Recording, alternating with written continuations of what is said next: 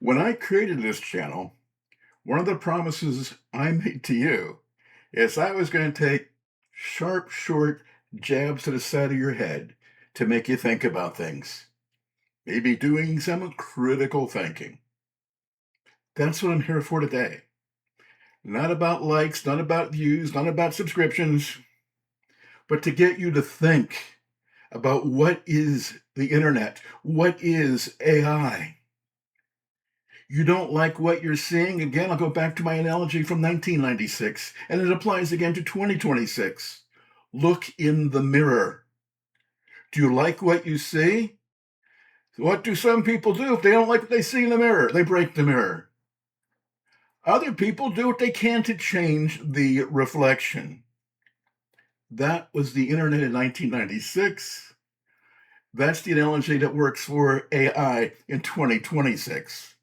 If you don't like what you see when you look in the mirror, do you break the mirror or do you change the reflection?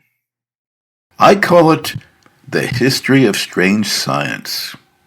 I've been interested in science and science fiction since the 1970s. Different topics seem to rise and fall from time to time over the years.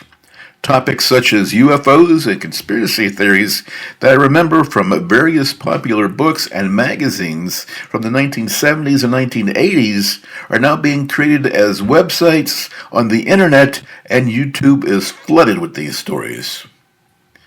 In the 1970s and 1980s, authors like Erich von Däniken wrote several best-selling books on ancient aliens. The people who followed von Däniken's theories usually followed the overall genre of UFOs and conspiracy theories. In the same section of the bookstore where I purchased the Chariots of the Gods series, I picked up a few books by writer and broadcaster Frank Edwards, who wrote several books on strange scientists and paranormal phenomenon. Leonard Nimoy hosted an In Search of television show from 1976 to 1982 that investigated various mysteries. According to the Internet Movie Database, the show In Search of was inspired by von Däniken's work.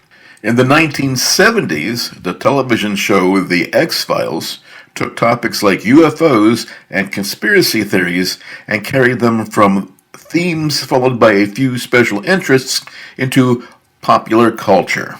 The tag, "The truth is out there," has become a popular cultural theme thanks to shows like The X-Files.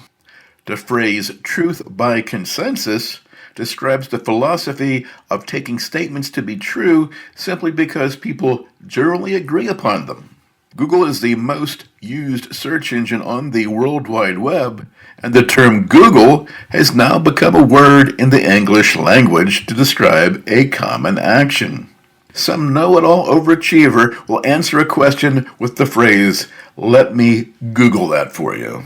The overachiever is trying to look smart by insinuating that the question being asked is so simple that a search engine query should be able to find the answer. Google ranks websites based on popularity, not accuracy. According to Google, their definition of democracy on the web works because, quote, "we assess the importance of every web page using more than 200 signals and a variety of techniques, including our patented PageRank algorithm, which analyzes which sites have been voted to be the best sources of information by other pages across the web. If 20 different blogs tell a story based on one original article that can't be validated, do we really know the truth?" How about Wikipedia? Do you think that's a good place to find the answers to your questions? Well, Wikipedia tries to be an encyclopedia and attempts to supply good references, but it frowns upon the author interjecting any first-hand experiences. For me, that's a mixed bag. First-hand experiences can lend some context to an event or an individual.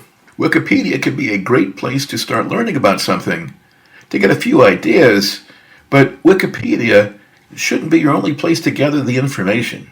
No matter what type of information you're searching for, look for multiple sources. Take a moment to look at the credibility of the sources. Dig deeper. In Wikipedia, a lot of times the sources that people have listed for the Wikipedia article have a lot of information in it that's only skimmed by the person posting the Wikipedia article. And digging deeper using sources listed on Wikipedia articles is where I found a lot of great information. The Wikipedia poster is skimming the context for what they want to put into their article, and sometimes the people who have written the information in the sources have a lot to offer that never make it to the Wikipedia post. There are many scammers and false prophets that take a question where people have some doubt, and they've created a sermon to answer the question. Then they run off and make it a cult. When we're talking about things here on the Cranky Cynic, we often take stories that have become cult legends and again try to dig deeper and try to put them in perspective. Back in 1996, when people told me they were scared of the internet and said the internet was lying and said the internet was evil, I reminded them the internet is silicon and copper. It's wires. It has no mind. It has no soul. It's a mirror of what it sees. It's a reflection of society. Now take a step back with me and help me to understand. Help me to help you understand.